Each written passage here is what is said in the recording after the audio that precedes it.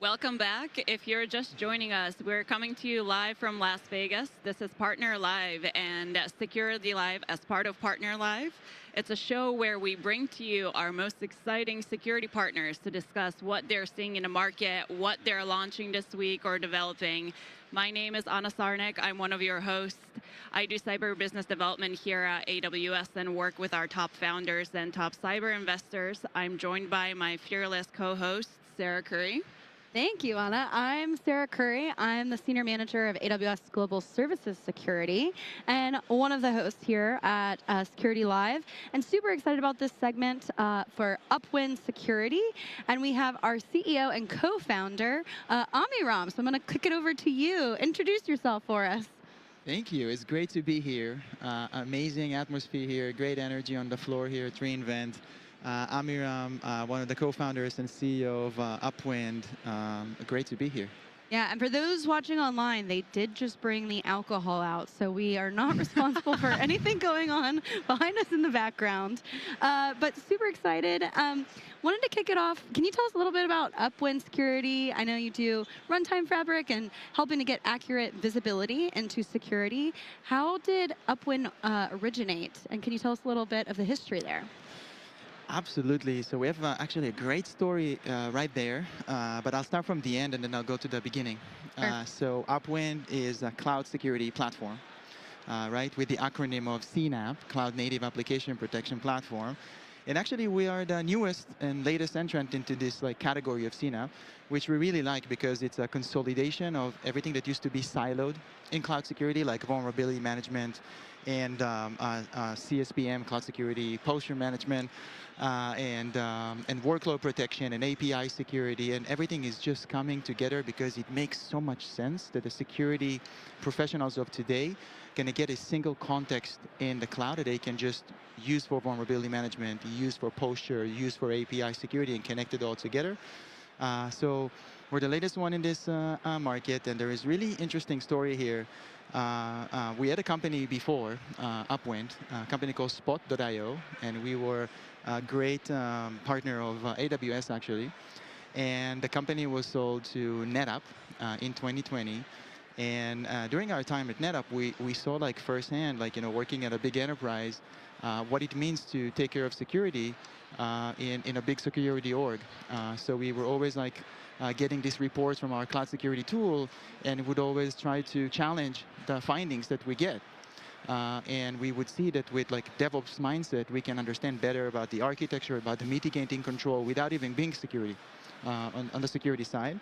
And we decided to embark on a journey of building a better security interface between the DevOps, the cloud teams, the security professionals, the developers who are touching cloud, in a very interesting timing, actually, because we started in 2023 when security was all about agentless. Yes.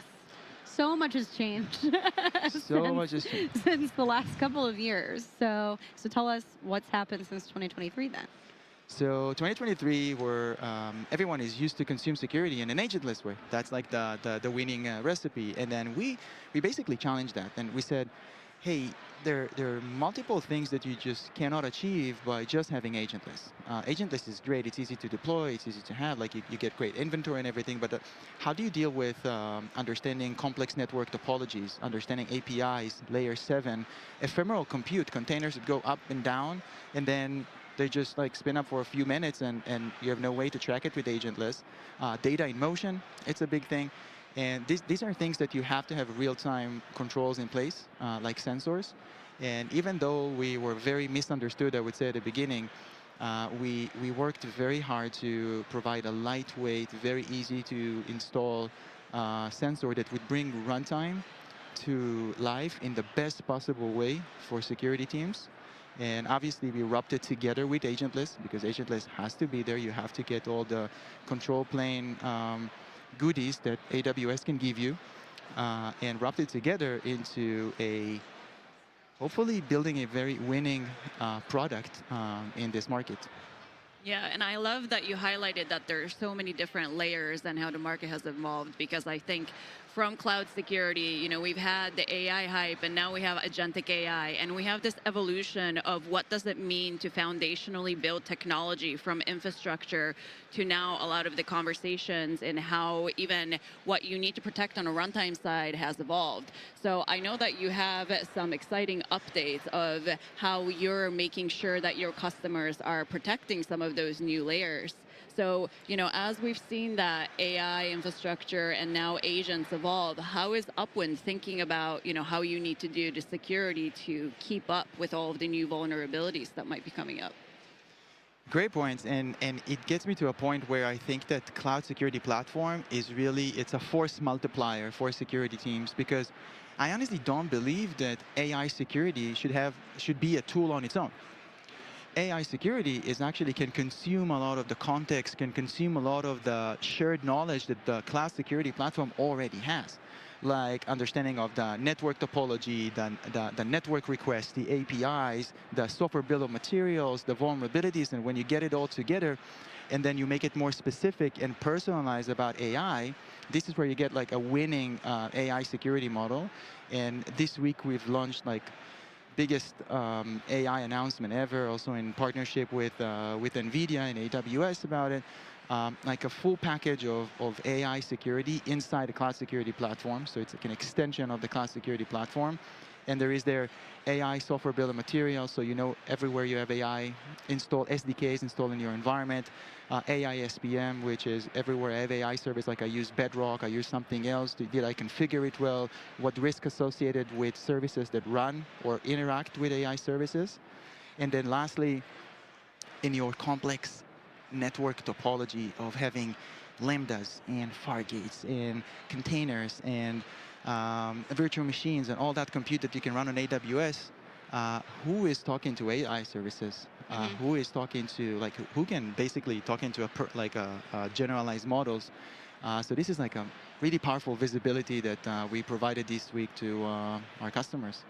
That's amazing. And so talk to us a little bit about the API security for Fargate. That's what you announced, correct? Correct. Yeah. So how are you seeing customers, the pain points that they had that led to you all launching that?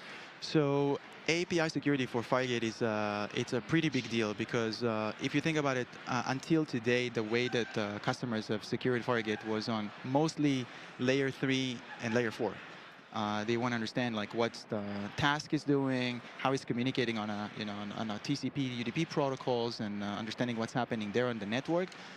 Going above to layer 7 is actually taking it one step forward, understanding like what is the app is doing, where not only you get all the traffic is coming on one port today, right? 443 or 80, but then like, can you break it down? Can you understand which one of my HTTP endpoints got traffic and how did they get it and what is this? Because we see that AI agents are sending prompts in different endpoints.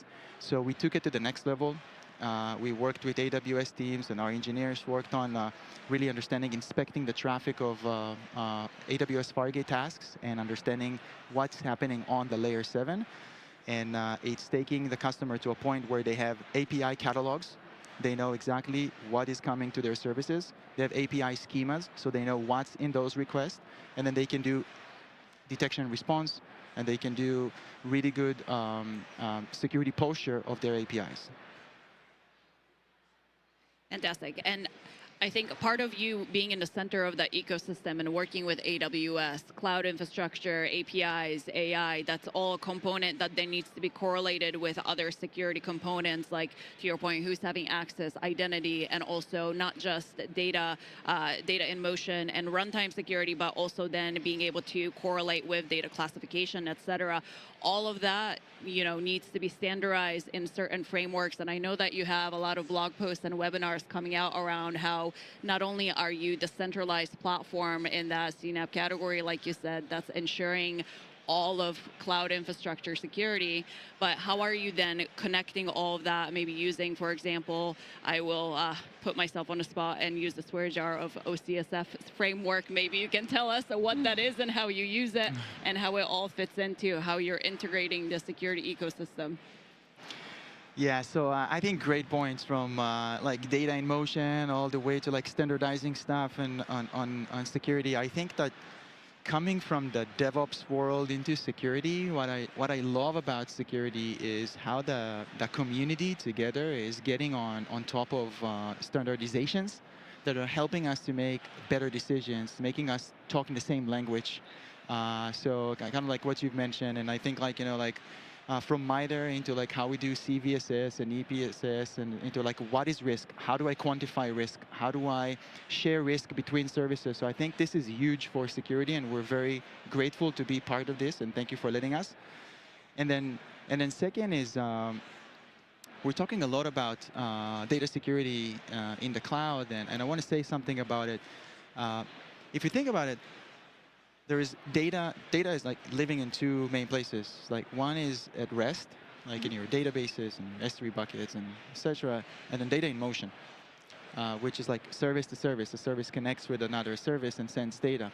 And people don't realize that we have probably 100x more data in motion than we have data in rest. And this is something that the more like when you scan an S3 bucket, it's pretty much like you know what's inside, and then it's kind of like static in most ways, but data in motion is not static. Data in motion, every service can generate new type of traffic, and before you knew it, like you see two services exchanging personal information of customers and I imagine it's even more prominent as people are building agents, implementing AI more. Yeah, I was going to say with agentic security, it's probably even faster because I know for incident response, like the attacker dwell time is something that a lot of people are focusing on. So is that something that you're seeing that data in transit, data in motion, it's becoming more of a risk, I guess, that companies need to at least assess and have some governance over? Correct. Yeah. And we are seeing this as one of the top two things that I see customers when they log in into the platform or using it for the first time. Data in transit and really classifying this data in transit is becoming like one of these shocking moments. Oh, wow. I never knew that these two services exchange bank accounts. I never knew that these services all of a sudden started sending personal information to a public source. So I think like this is just the beginning with the rise of agentic workflows and agents that are talking to each other, and it's just an interesting thing to see in security how what used to be yesterday is just completely old news, and there's always new things you need to think about. Yeah, and it's interesting you say that about the example with the data on the bank account, because for example, if you use the model context protocol, I won't put a coin in there, but MCP, and you give your agent access to that, and it has access to maybe one of the apps that has the bank account, but then you don't think about maybe it doesn't have access to the other one, but it can pull it. And so it becomes more of an authorization issue and trying to figure that out, which is super key. I know y'all have also won over a lot of big customers lately. Can you tell us a little bit about some of those customer wins that they're seeing with Upwind? Yeah, so first of all, like, living and operating a startup every 3 months feels like a year. Yeah. I'm sure. And seeing the company continue to grow, it's just like always a blessing, and we can only continue to grow where our customers grow with us and when we bring new customers. So recently, added amazing logos like from Nubank, who is a great customer of AWS, and Carvana, which is a great company in a Fortune 500. And very actually long list of customers. And in security, everyone is very secretive about what they use, what tools, but it's always great to mention the customers you can. Yes. But it's we feel like it's a great place to be in cloud security, because as we know, like, cloud security is going through a transformation. And we couldn't be more excited to be building in security with AWS in 2025, 2026. I think there is so much value to be provided to the world, and people just don't realize how early we are in the cycle of cloud, in the cycle of AI, in the cycle of security.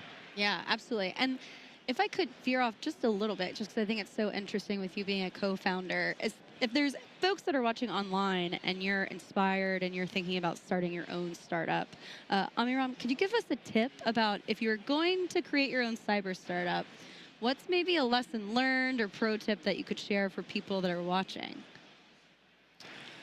How difficult can it be?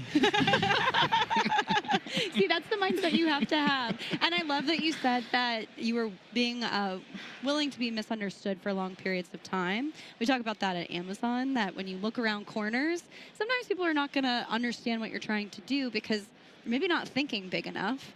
And I think as a startup founder, you probably have to have that grit and mentality of, how hard is it going to be? And then it probably is pretty hard, but you keep pushing at it. Yeah, so what I say to everyone is like, looking to do that. Sometimes we talk a lot about it in the company because building a company is really, really hard. And I'm looking at everyone who's listening. It's really, really hard. And we're talking about it from mentality of like, in order to build a company, you need to feel very good about your low moments, and you need to be like, feel like you're eating glass and it's tasty. And this is how it should feel. Like 90% of the time, you should have low moments, and that's absolutely fine. That's absolutely fine. It's not about like 90% of the time you should be feeling good about yourself. And second, we're always, if you look at like the Upwind brand, like it's all about like surfing and stuff, and building on your last name, which is a great last name. Stephen Curry is an investor in the company. And, oh, amazing. I love that. And Steph is really connected to the company, and we talk a lot about the similarities between professional top athletes and building companies. And if you think about it, we talk a lot about it in the company, that running a startup is very much like playing a tennis game, because playing tennis is a game where you compete on a lot of points, and you can lose a lot of points, but you can still win the game. Yeah. And if you think about the top tennis athletes, what separates the top 5 from the top 50, it's not their diet, it's not their how hard they work, it's not about their coaches, it's about like how they deal with the points they lose. And at that point, we always talk about it. It's like we're playing a lot of points, we're talking to a lot of customers, we're doing a lot of POCs, and then our ability to build a company is coming from our ability to deal and handle the low moments. And it's like a game. It's a long game, but even though sometimes you lose points, you still can win the game. And I want to tell people, like, it's hard. You're not going to win all day, the entire day. But if you don't quit, you're going to make it happen. I love that. So inspirational. Yeah, that was really good. I really like that. I went to US Open for the first time this year, and I completely understand what you're saying, because it's all about that strategy of ball placement. How do you come back? So that was really good analogy and very inspirational for sure. Yeah, I'll have to call up my long-lost cousin, Steph Curry, and tell him I'm really glad that he's one of the Upwind security investors. That's amazing. So moving on a little bit into thought leadership. So as we have agentic and looking at, things are changing even so much since 2023.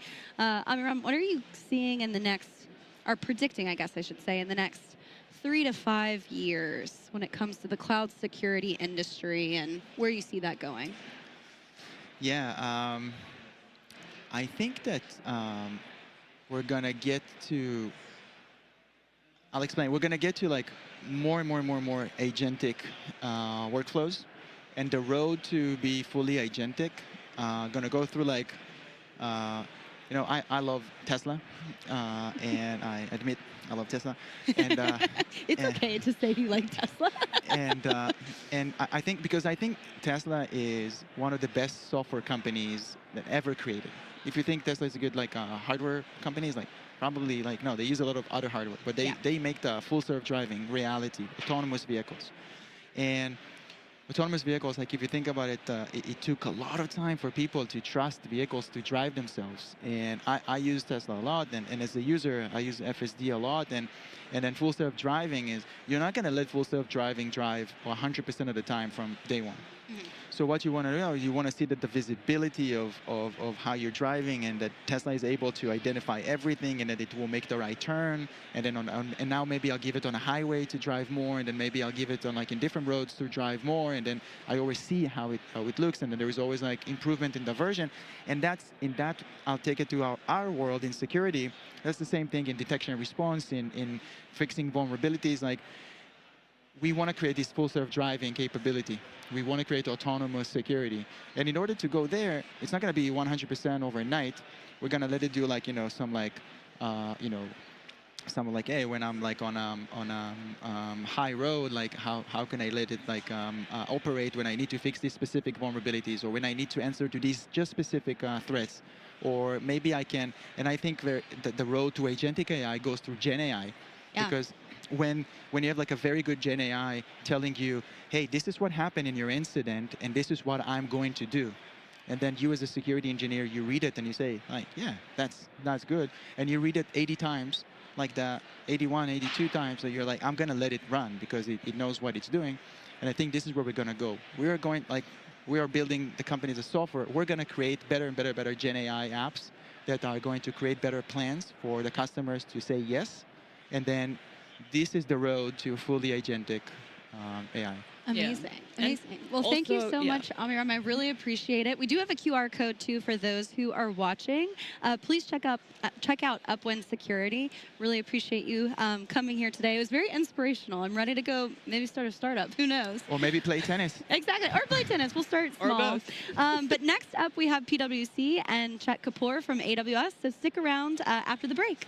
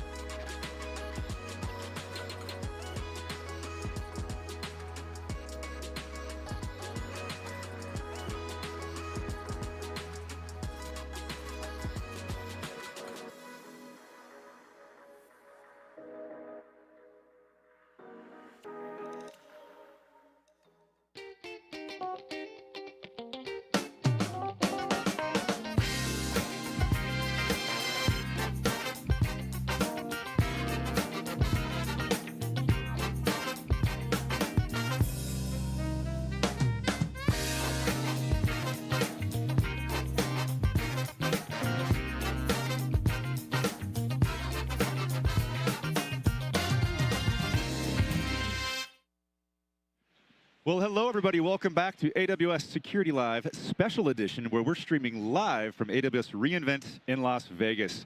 I am one of your co-hosts for the day, Ryan Orsi, and I lead a team of partner specialists here focusing on security, cloud operations, and resilience. Just means we could have a lot of fun around the world working with AWS partners, solving cool challenges out there. And I'm joined by my other co-host. I would say, like the consistent regular co-host. Ooh, shots fired. Mendenhall, wherever you're at. I use the term regular, and Mendenhall was offended. My name is Himanshu. I lead the team of our worldwide security specialist teams, subject matter experts on security, identity, and governance, help customers orchestrate their security outcomes, working with both native AWS as well as our partner tools. We're excited. This is the second day of reInvent. So many new launches, innovations, a lot of good feedback and interactions with both customers and partners. Especially as we talk about AI and agentic, a lot of good announcements and innovations in our keynote yesterday that you must have been following on. But one of the key things that comes up when we talk about AI consistently is security. And we're not alone, are we, Himanshu? Yes. There's other folks. I was setting it up for all things related to security, observability, et cetera, but we have somebody who's here on the show for the first time and also very new to Amazon, Chet. Welcome to the show. Welcome, Chet. Thank you very much. And depending on how good the hosts are, we're going to decide whether this will be my last time. We are doing a performance appraisal here, guys, just so that we're clear. Fantastic. The name is spelled Brian Mendenhall. Thank you very much for the introduction. This is week 8 at AWS, and I'm really excited. I lead the security, observability, and search space, and really excited to be here. Well, welcome to Amazon, Chet. Thank you. Thanks, Chet. And we've also been accompanied by our friends PwC down here. Hello, welcome to the show. Would you mind introducing yourselves? Absolutely. My name is Marianne Olson. I'm a director out of our New York office for PwC. My role is to help support our clients in deploying and enabling security solutions within their environments across a host of industries. So excited to be here and chat through the things that we're seeing out in the wild. First-timer security liver? No, not at all. Not at all. Yeah, see, I want to pull that out. Let's run it again. Let's do it. And Alex, welcome, sir. Thank you. My name's Alex Sharonis, and I'm one of the leaders in our cloud security practice, and I'm focusing a whole lot on AI and building agents in AWS over the course of the last few years. So excited to be here again, and looking forward to the discussion. Also, great taste in the jacket, both of you. It's totally by chance, by the way, yeah. And did I violate my own acronym swear jar by saying PwC? No. Does that count? Price Waterhouse Coopers? Do we have to say it? I think that is the name I think of the everyone knows. Yeah, but now I do. It's a well-known brand. Come on. Very good, very good. Well, folks, we're here, reInvent. I think something to talk about initially is, well, we've heard a lot in the keynote here with Matt, and of course, Ruba did her note on the partner side as well, but security hygiene, those best practices, right? Where we see a lot of announcements from AWS service teams here. How does that relate to what you're seeing maybe with Alex and Marianne first, to security hygiene with your customers that you're out there working with? Yeah, absolutely. I mean, I think security hygiene is one of the key components that we work with folks about. As we talk through some of the new developments, the new capabilities, agentic AI, other things, it really comes back to those foundations of what your hygiene, your capabilities, your governance really looks like. And so that's really what we help support our clients do, is how to enable that for the existing spaces that they are introducing new technology, new capabilities into. I think she's spot on, Marianne, as usual. And I would say, we talk about good hygiene, and we talk about eating your security fruits and vegetables, right? So these are things that we have been talking about, for years and years, right? And these things haven't gone away. So, basic things like, hey, patch your vulnerabilities. Like, we could sit up here and we will talk about all the crazy new kind of threat vectors we're seeing that are presented from AI. But at the end of the day, there's a whole lot of threats that we're seeing out there in the wild that are really just not necessarily novel. They're new technologies. And now applied to AI use cases, right? And anytime you put that preamble in front of the use case AI dash whatever, people feel like it's a net new, brand new thing.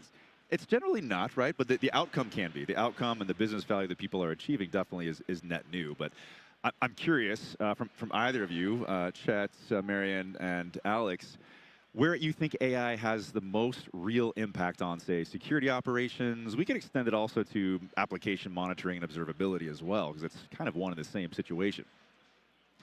I'm happy to jump in, and then Chet, want to hear from you, because I don't.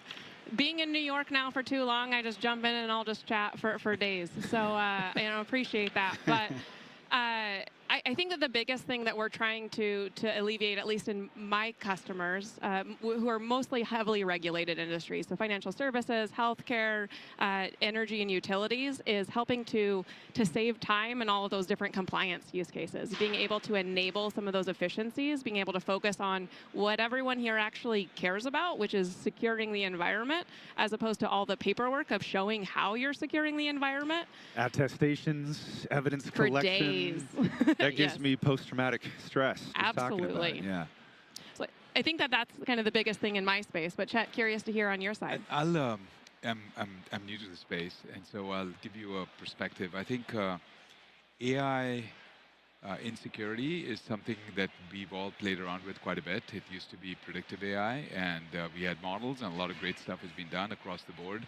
I'm sure PwC has, and we have them in our products. We don't talk about it as much, but everybody uses models in many, many different ways. Then the bigger thing on AI and security is how do you land up using generative AI to actually make things happen? And I think, how do you take all these massive amounts of data, vectorize them, and actually use them with models to actually come up with, decreasing the noise and making that happen. But I call that really using AI, in security as one bucket. The second one is how do you have security for AI? And I think that's a new space. I think, and if I can take a little bit of a tangent here, Right. There's a reason why, and I'm a newbie to reInvent, but there's a reason why the energy is so high here.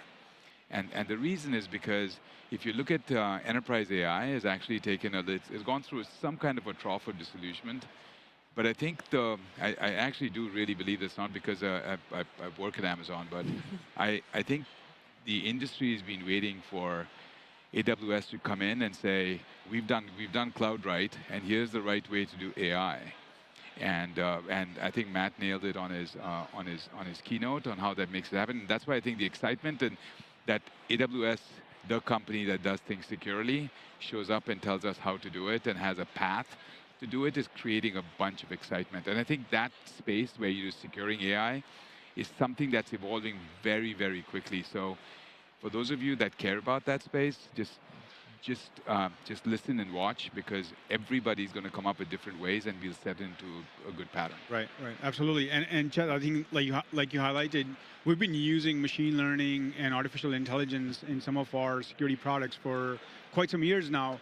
But I think what's coming to the forefront as we talk about that is like, how can I compress my time and how can I be more productive, or the mean time to response? Because pretty much all of the detection tools and the behavioral analytics tools and all the findings, et cetera, are generated, but then nobody's secure unless you take an action on that. So I think we're seeing now where with launches such as, which Matt announced, the security agent, for example, like how can we embed all the way to the developers and the application teams to like help them automate some of this stuff. And then the downstream, which is in case you do have some vulnerabilities or findings, like how are you going to go in and automate that? Sounds a lot less expensive to fix the problem in the source code before it gets to an application. Yeah. And Right, hits absolutely. the wild. I'm going to touch on, like, Alex, I think you mentioned, like, let's go back to, like, where you started, like, which is about the hygiene. I think, like, when talking to customers, I think there's, like Chet mentioned, like, there's this energy now, like, and I think it's both positive and a little bit of, like, this fearful energy, because people who have not really been eating their vegetables or fruits right, what's happening is that the business teams are coming in and saying, hey, we want to disrupt now. Like, we want to take projects from proof of concepts to production with AI. And all of a sudden that sort of like fear energy is coming in, which is like, oh my God, what's going to happen to my data? What's going to happen to my security controls? It's like bungee jumping or skydiving. Sounds like so exciting. Damn, it's scary. But no, like with PwC, with AWS, to be able to help you navigate the unknown. I mean, what are those big unknowns, by the way? I'd love to hear from you folks. I think one of the big unknown, well, hopefully not unknowns after we're done talking, but a lot of that comes back to basic, good practice from a DevSecOps perspective. Making sure that that these models and these agents are provisioned and have the appropriate amount of access to the right data, and nothing additional, right? Because think about this: these machine, identities, right? These are a new thing for all of us to deal with nowadays. But again, going back to my original comments, this is not necessarily something that's novel, right? This is something that we've been focused on for over a decade, right? And understanding the appropriate access and provisioning for these entities. And this is just kind of the next one.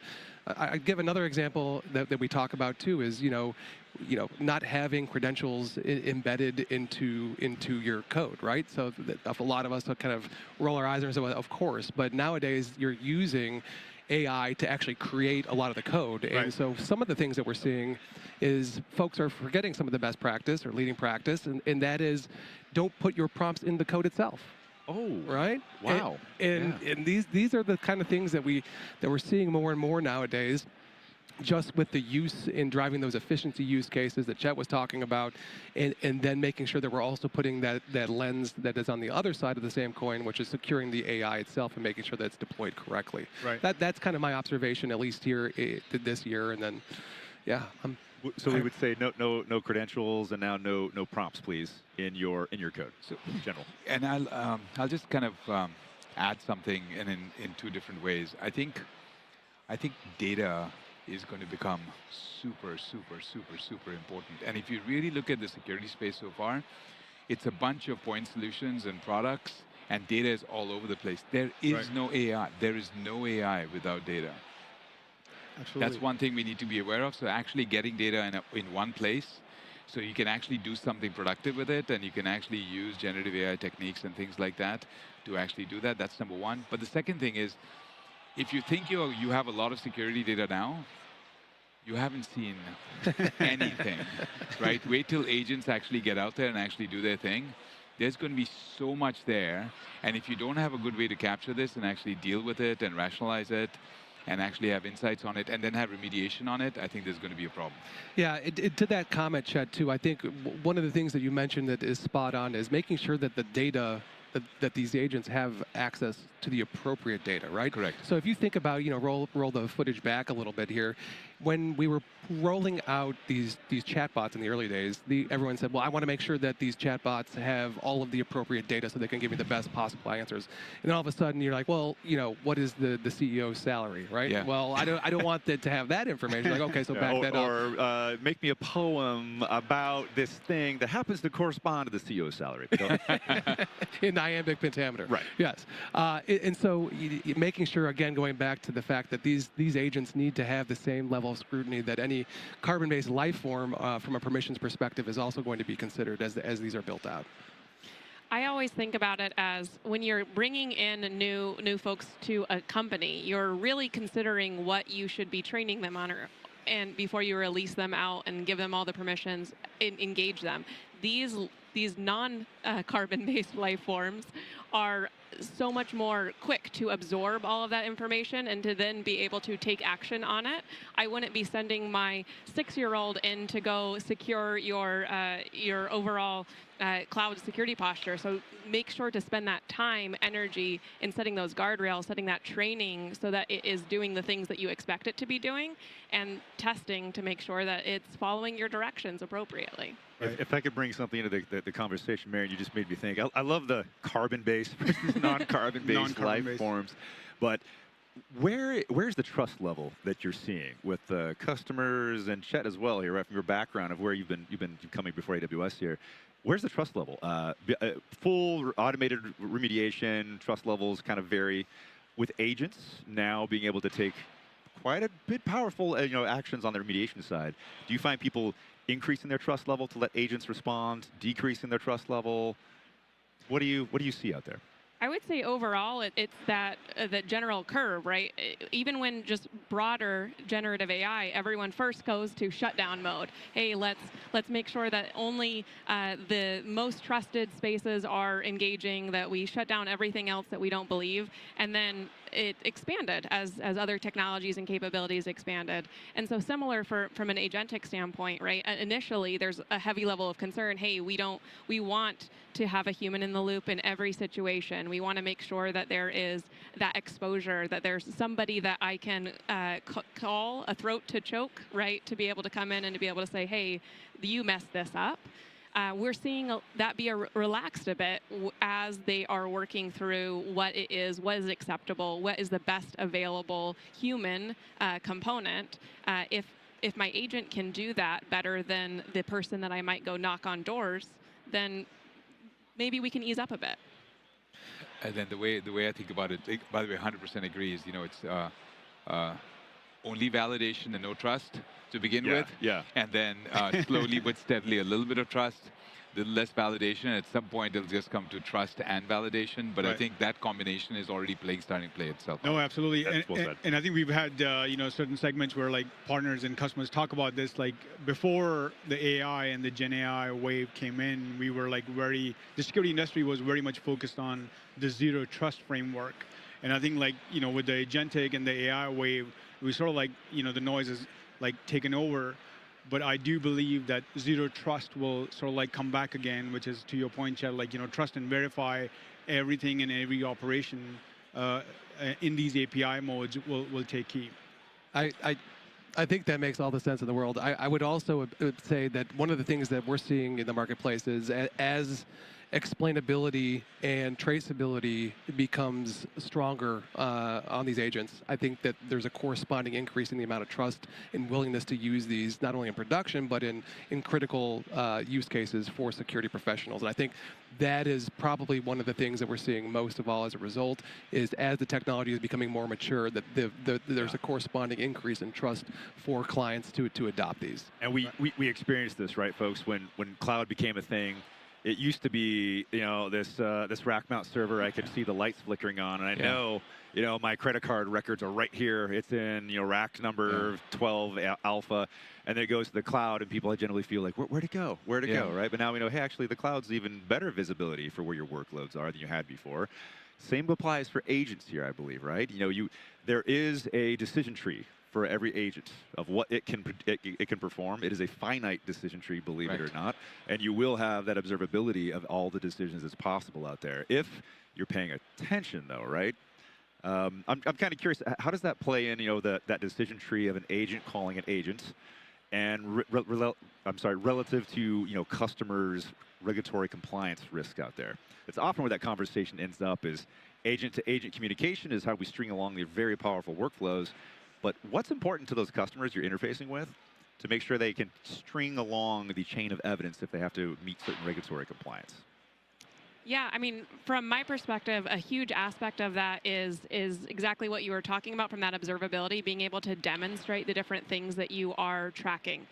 When we think about it from a traditional sense, right, there's the audit log of, hey, this person changed it at this time, and that person is an appropriate person to do that, and they were in the appropriate location when they were doing it, so it wasn't a spoofed individual. So it's very similar, and like you were saying, there's a lot more data then. That you're needing to comb through, being able to make that a bit more visible, more available to all of the different people that will be asking questions. What I would say is there is still that trend in the regulators where they're still sorting through exactly what they can even ask for, right? This is such an rapidly evolving space that we're kind of moving forward together to be able to enable what that looks like and how we can help support that overall compliance view and actually improve security posture. Really appreciate that, Marian. Right. And as we wind down for time, I just want to know the new guy at Amazon. It's drinking from the fire hose is not even close to probably what Chet's experiencing now. So let's put him on the frying pan here and ask what's next for you. What's on the agenda? What are you thinking about? I think the performance appraisal has not gone very well for the two of you. I think let's start there, so we can go there. Dang No, it, these shirts have our names on them. The bar needs to get higher. We just it's good though. Now I know, like, it's the only place we can go is up. It is listen. I'm primarily a middleware and a database or a data person, and it's super interesting to come into security, which is extremely fragmented and where data is really critical for all point solutions, but never does it come together. Yep. Which is why I'm making such a big deal about data. And I really do think with agentic, we absolutely will disrupt the AI market, right? In security market in a big way. And I think the points that the two of you made, which is it's actually not very meaningful without observability. Right? And I think that combination is really something that everybody I talk to is really excited about. Well said, and we'll check back in with you in a little bit later, Chet, on the next episode. But for now, Chet from AWS, Marion, Alex from PwC, thank you so much for joining us. Folks, don't go anywhere. We'll be right back with more AWS Security Live.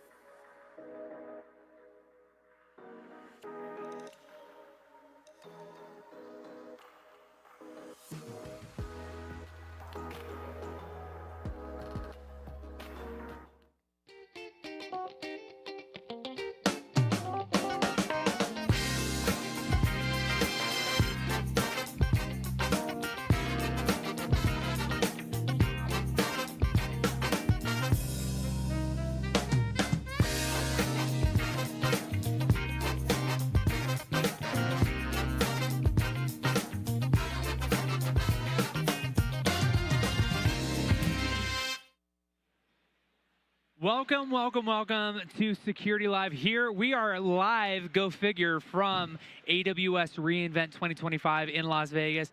We are going to talk about all things cybersecurity for AWS, but we are not alone. We are here with absolute subject matter experts, security experts. We'll get into that in just a second.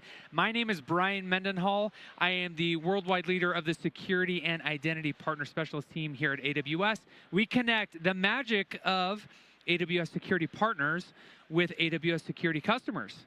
Boom, sparkle, baby. I'm not alone. It would. I forgot. I'm wearing Elvis glasses.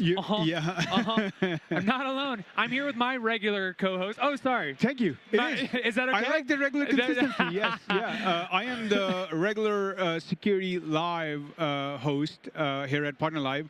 My name is Himanshu. I lead the team of our worldwide security, identity, and governance specialists. We're subject matter experts who help customers with their security outcomes using both native AWS as well as partner tools. I'm very excited about reInvent. We're live here from the show floor. It's been packed 3 days already. And then yesterday we saw a lot of key announcements, a lot of key launches. So it's always exciting at reInvent. AI and artificial intelligence are at the front of everything.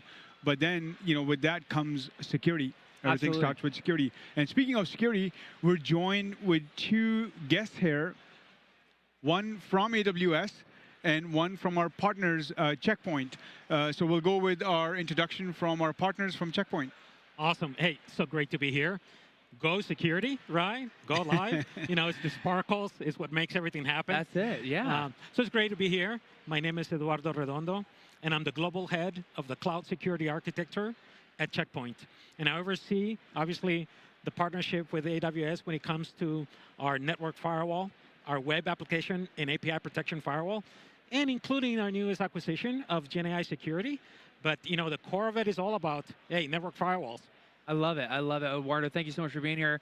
Last but absolutely not least. Oh, definitely least. Oh, come on. First time on the show, and hopefully from here on, a consistent regular participant as well. You're signing me up for consistency? Yes. Right. He's starting already? All right. Okay. First. All right. I'm good. All right. Yeah, I'm Rob Kennedy. I'm the Vice President of Network Services. So I own all of our products and services that go from VPC all the way out to Edge out for CloudFront, and then all of our network security products, so WAF, Shield, network firewall, which I think we'll be talking a little bit about here today. Very nice. Since this is reInvent and everybody's done some form of speaking to customers, Rob, you were on the innovation talk for network, and infrastructure. How did that go? Well, it was a little scary at first. I got dropped on that talk about 2.5 weeks ago, so nice. It wasn't expected for me. So, but it went pretty well. We had.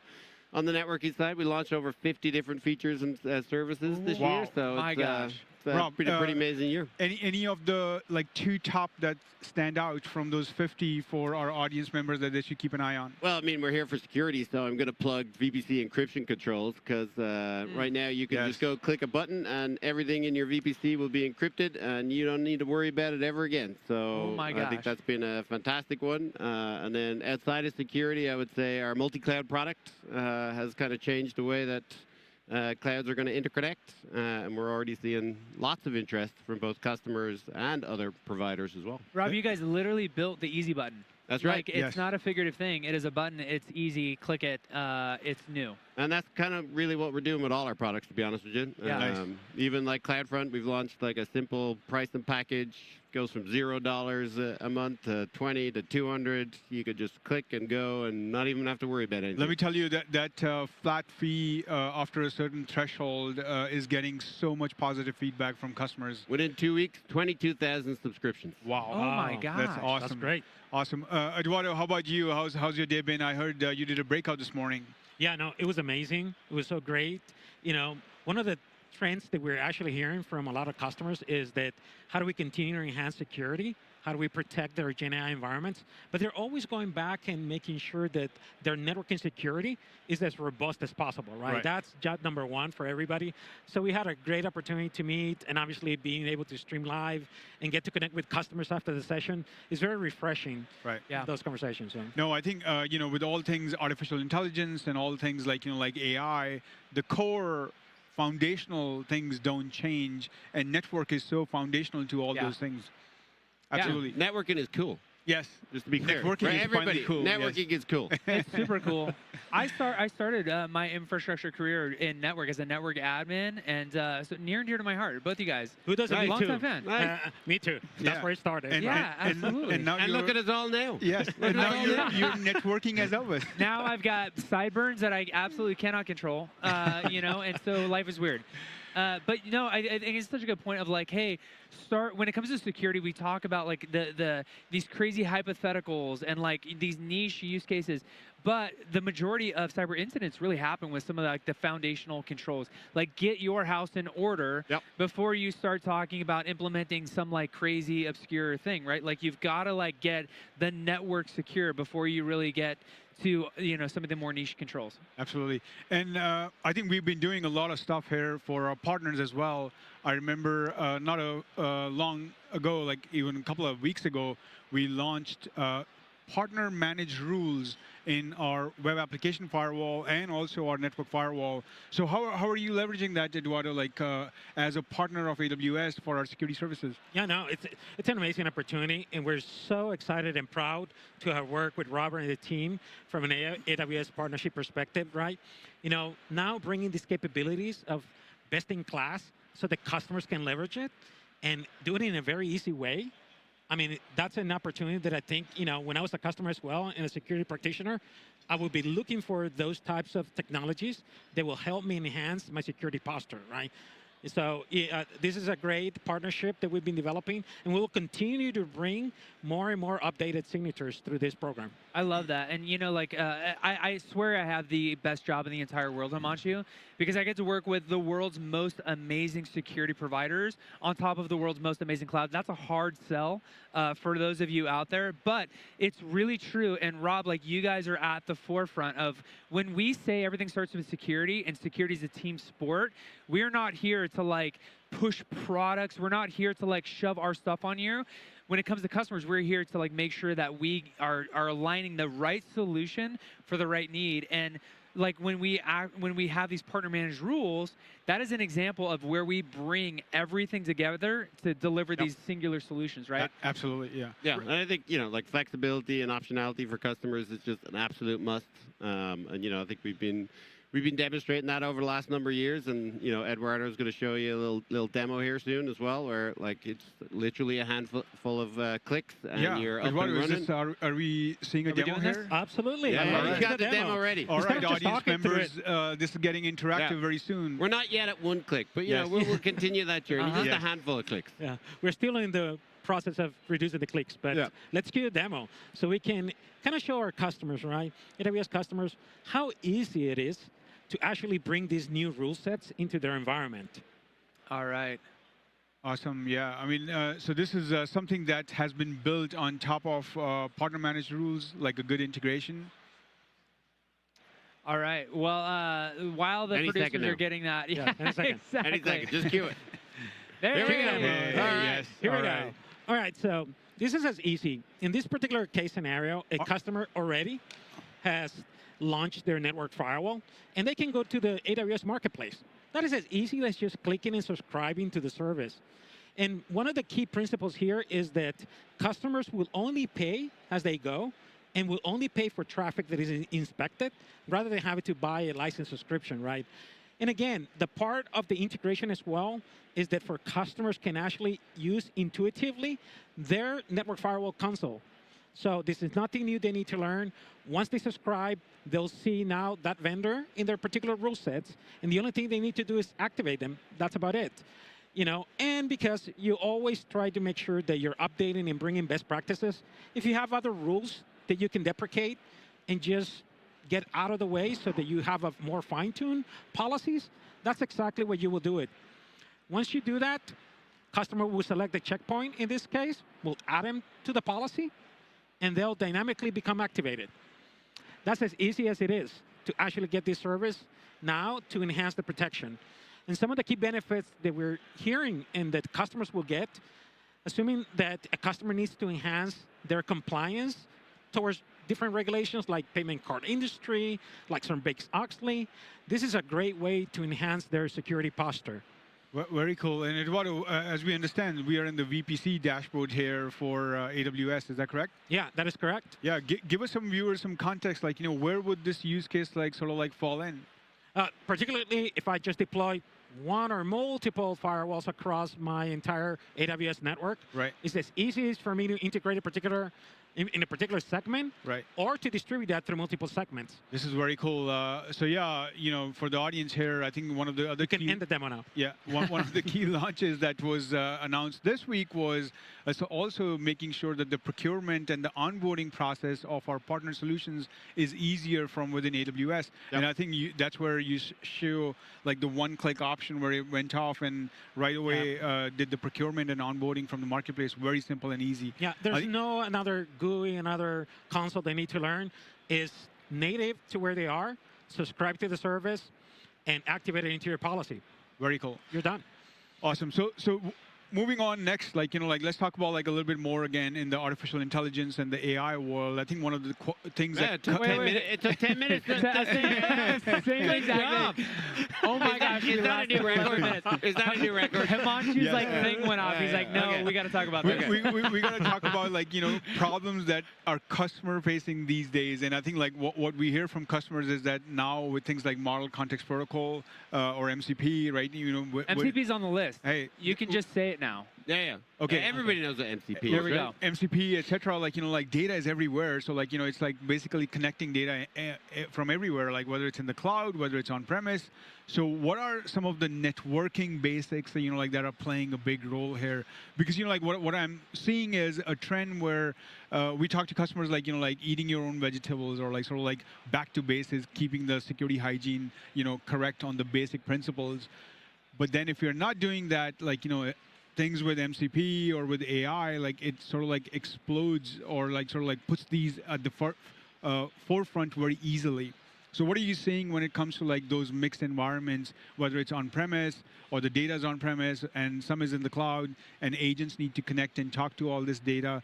What role is networking and network security playing there? Yeah, so absolutely is the most core foundational element of any type of security infrastructure, because we forget about this, right? We have that upper layer of applications and now GenAI applications, but guess what? Everything has to traverse through the actual network.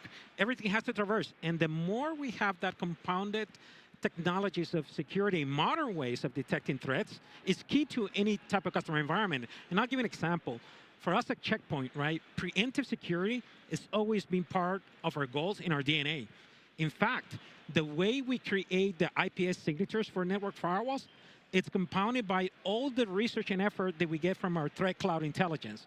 And what I mean by that is that in our threat cloud intelligence, it's a global network intelligence network where we aggregate all of this great information across the globe from many different sources, and gives us the ability to dynamically be able to develop and give this back to customers through network intrusion prevention firewalls, right, or signatures in the fashion of a signature, or also in a behavioral analysis to look at any type of attack information that could be there.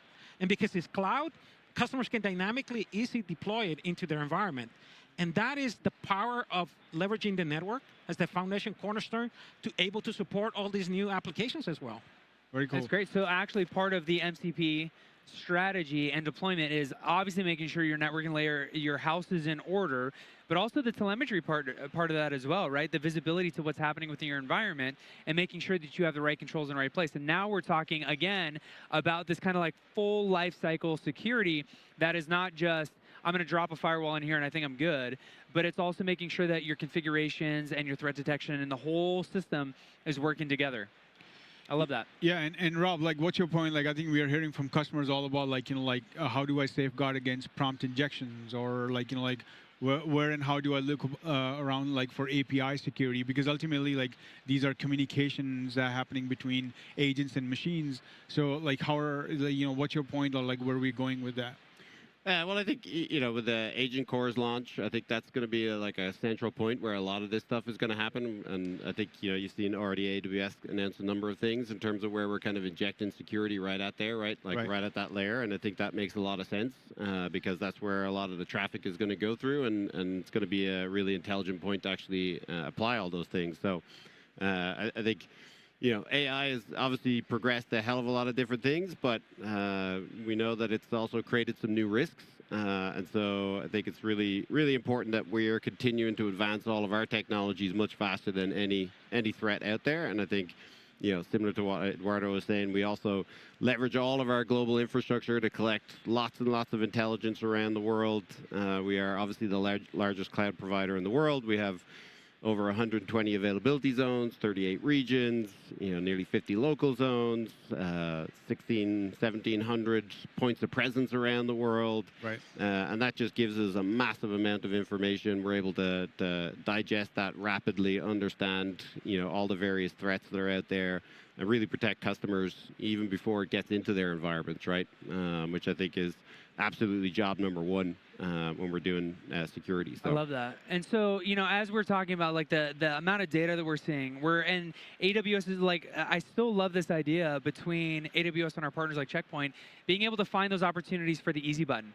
Yep. So my question is, based on like what was announced today and where we see things going and things coming together, what are some of the future easy buttons? Like where are things going to make security, democratize security, make it easier for our customers to build? I always go with, like nobody loves this except for me, like the spoon makers, right? Like the organizations that want to build spoons, let them go build spoons. Let us like help with the security, partners like Checkpoint to create those easy buttons. Where are you seeing future easy buttons, and how is this all coming together?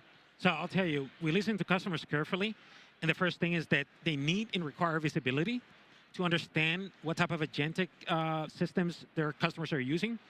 And the second part is they've asked us and say, where am I most vulnerable when I have a Gen AI environment? And how can you help me protect that now? And runtime protection is not just a word, it's actually the place where users interact with models and agents. Right. And actually, our recent acquisition with Lakira is now already integrated into our products, where we can help, along with AWS, bring the best protection, because now we can go against all those user interactions where language becomes your executable. And I'll say that again. Yeah. It's not code how I will now attack, but language is the way it becomes an executable of an attack. And by the way, we can help you. We can help your customers and all of our customers to protect against all these threats through prompt injections rapidly. I love that. Very cool. Rob, what's your point on that? Easy buttons should be everywhere. Yes. We're literally, I've been on a mission since I took this role back in March, looking at all of our user experiences, both with partners and our own native stuff. And I think, there's a lot of work that we have to do to make it a hell of a lot simpler for people just to point and click and go and just get the things that they need. I think throughout our history, you've seen us kind of open the ecosystem up for partners. I know Eduardo has a nice native firewall solution coming soon as well. So, and again, that's all based on the technology that we built with our own firewall, with Gateway Load Balancer, kind of opening that up to other partners to be able to quickly deploy their native firewall solution. So, again, optionality is absolutely critical. And we just want to make it absolutely simple for customers to use all of this stuff, whether it's native or third party. And so I think you'll continue to see us kind of revamp all of those various user experiences. We already did it with our web application firewall. We already did it with CloudFront. And VPC will be coming soon. Yes. I like that. May I add something of what Robert was saying, right? Because, Checkpoint, we have 30 years in our DNA, has always been security. And we started with network firewalls, So also what customers are saying, exactly what Robert was referring to, is that the consumption models is part of the easy button. Yeah. And we'll be launching soon in 2026. Our network firewall has a service with AWS, so it's exciting because that's something that customers have been asking, and that's part of that all global. We're all working towards that easy button. Yep. Nice. All right. I love that. So that's a little nugget for next time, I think, is that, hey, this isn't just a technology discussion and an easy button for technology. And Rob, I think we're getting to the point of like, what if there wasn't even a button, right? We talk about like secure by default. And like, what if there wasn't even a button? It was just done. It was just secure. And then Eduardo, I love that piece of the commercial aspect, right? Everything we do as security practitioners is not in a vacuum. It's not alone. We've got the finance team. We've got the legal team. We've got all these like business things that we need to align to. And so making sure that what we do is in alignment with everybody. An easy button the world. You heard it here first. Let's easy button the world. But Robert and Eduardo, thank you guys so much for joining us. Thanks for having us. I'm so appreciative of you guys being with us. Stick around. We will be back in just a couple of minutes. Thank you so much for joining us. Thanks, folks. Go security.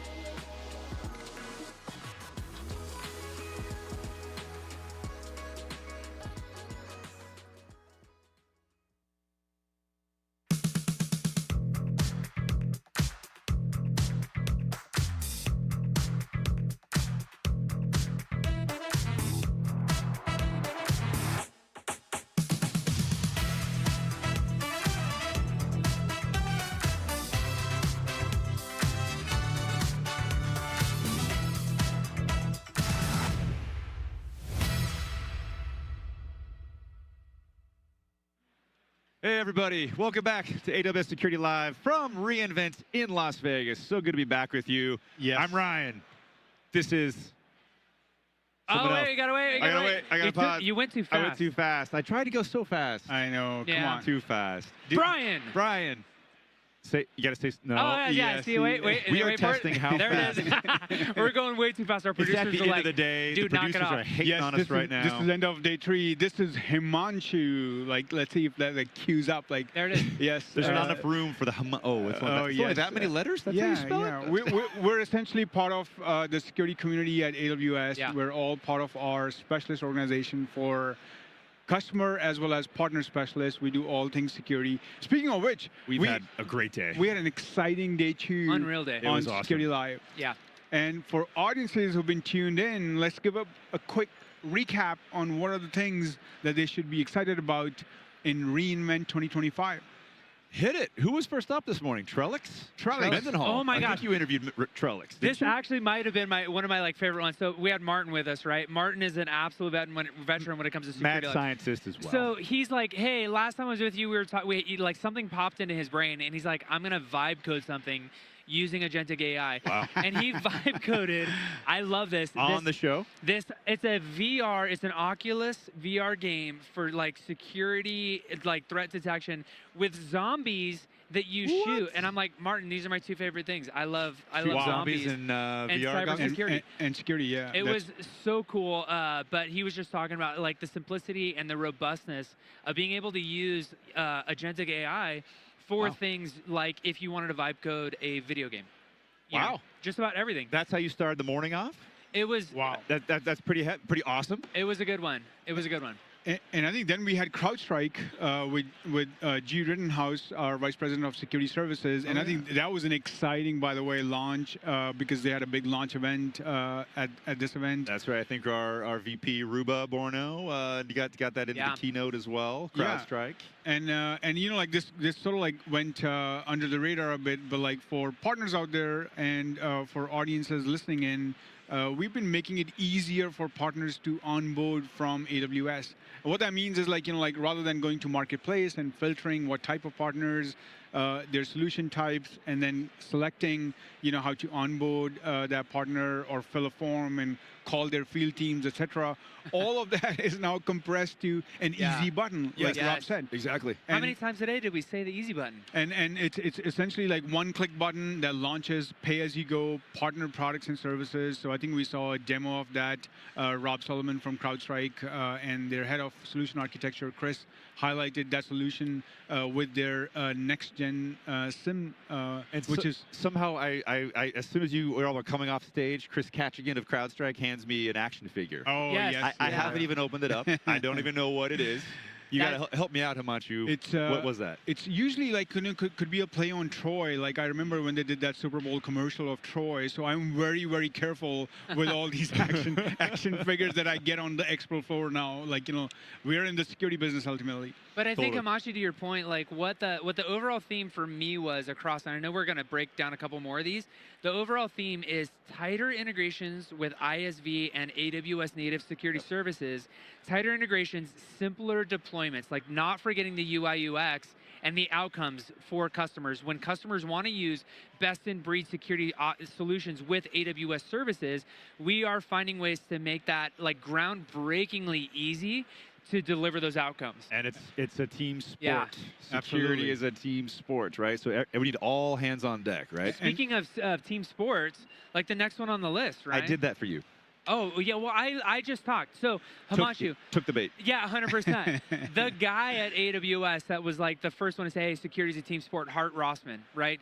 And in doing so with the AWS Security Incident Response, or SIR service here, where like if you're having a bad day, we will partner with partners in doing the team sport of security incident response. And so Arctic Wolf is talking about how some of these workflows come together with their Aurora platform and the AWS Security Incident Response agents that automate this workflow for security incident response. Yeah, the last thing you want during a bad day, copying and pasting logs. Trying to find Where's logs. my data? Where's logs? Yes. What logs? Who has the logs? Who's this person? Who has access to that? You don't want to be dealing with that. So Arctic Wolf and Hart Rossman from AWS, they've been working together to make that a lot more simple. I guess to your point, Mendenhall, the theme, partner products, AWS services, all coming together to be a lot easier to use and to make your days better. And I think I would love to hear from the audience members because, like, typically when we do these, like, you know, like we only have our partner folks here or experts from our partners and their teams. But this year, I think we made a deliberate attempt to like bring in some of our AWS leaders along with our partners so that you can actually see like that better together story, not on the product side, but also on the personality side and how like, you know, like the interaction happens. Big personality. Speaking of big, did you see our vice president at AWS, Kurt Kufield, doing the swim? Swimming in. During the Hart Rossman and Arctic Wolf session, Kurt just starts swimming across here. And then oddly enough, we had Kurt Kufield with Salesforce talking about Secrets Manager, and there's a new auto rotation of keys functionality there. So hands off, you don't have to worry about rotating your keys. Right. And how many breach reports have you read that don't involve stolen credentials from key rotation, or this is something that we call it basic security hygiene, but doing it at scale, and a partner like Salesforce implementing that is going to really, really change the game out there. Yeah, and talk about scale. I mean, there was we're dealing with petabytes and petabytes of information every day. So, that was a good segue into where we talked about, what we talked about with PwC, one of our partners, and also with Chet Kapoor, the Vice President of Security, Observability, and Search at Amazon. Literally 8 weeks in, and the fire hose and the frying pan, he's everywhere. He's Absolutely. everywhere. But he gave us a good perspective on data. He mentioned data is at the foundation of everything. And as we go into the security AI landscape and we go into agentic workloads, data will play a big role. So I'm excited to see how that synergy and technology is going to come together. And in between that, we had two of our key ISV as well as systems and services partners. So we had Kyndryl. We did. Tony from Kyndryl talking about GRC, governance, risk, and compliance. You can keep your coins. I will get you. Yes. Tony But governance, risk, compliance, GRC, term been around since the dawn of information technology. But in the world of AI and agents, talking to agents, where that agent can make a decision on its own to make a lot of other decisions with other agents, you can imagine this hub and spoke just kind of going nuts like fireworks. And we talked through how to maintain visibility across all of those decisions in the lens of keeping insurance with regulations out there. You have to collect evidence, right, guys? Yes. You have to show it. You have to prove the control is there. And you can, and Kyndryl is there to consult you with that. And That's speaking awesome. of visibility, there was a conversation which I vied for. I was not accepted to be able to guest host, but with Upwind, one of my favorite partners out there, coming up very quickly in providing security visibility into the runtime and the risk management. Ryan, I think you were on that one, right? I was not, but I can fake it. No, Upwind's been doing pretty cool stuff. They've been. I think the whole idea of security is how can you do things easily and with a better user experience. So Upwind sort of raised the bar in the cloud-native application protection platform space. And I think what they've been doing is adding feature after feature each month, but at the same time making it in super easy formats. They started off with an agentless approach, both for native as well as runtime workloads. They started off with aggregating and correlating information, with attack paths as well as attack vectors. So that's really key for our customers to save time on how they respond to these incidents. By the way, it ties into a lot with what we announced yesterday with our native security tooling, AWS Security Hub. Yeah. It was all about unification. It was all about simplification, not only on the technology side, but also on the pricing side. So I'm excited to see how partners will now do better and more with Security Hub as well. Absolutely. And talking about some service launches that we had today, there were two other big ones that Rob Kennedy shared with us. Number one is the ability to encrypt your entire VPC with the app, with a click of a button. Literally, when we've been talking all day about the easy button, Rob's like, no, seriously, I built that. And it's it's right here. There is an easy button to encrypt your entire VPC.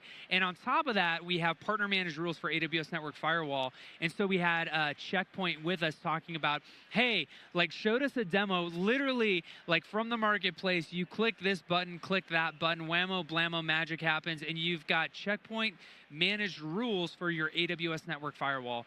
Super, super cool how we are working with partners, first-party and ISV offerings, and GSIs and consulting partners to deliver those super, super easy outcomes for our AWS customers. What a day. Yeah. What a day. It's been so exciting. It's been so exciting. Can't wait to see you all next time for AWS Security Live. Awesome. And for regular viewers who are listening to us, that's right, Ryan, we do this regularly. Every other Tuesday, 8 a.m. to 9 a.m. Pacific. We'd love to see you there online. Look for us. See you Take tomorrow. care, folks.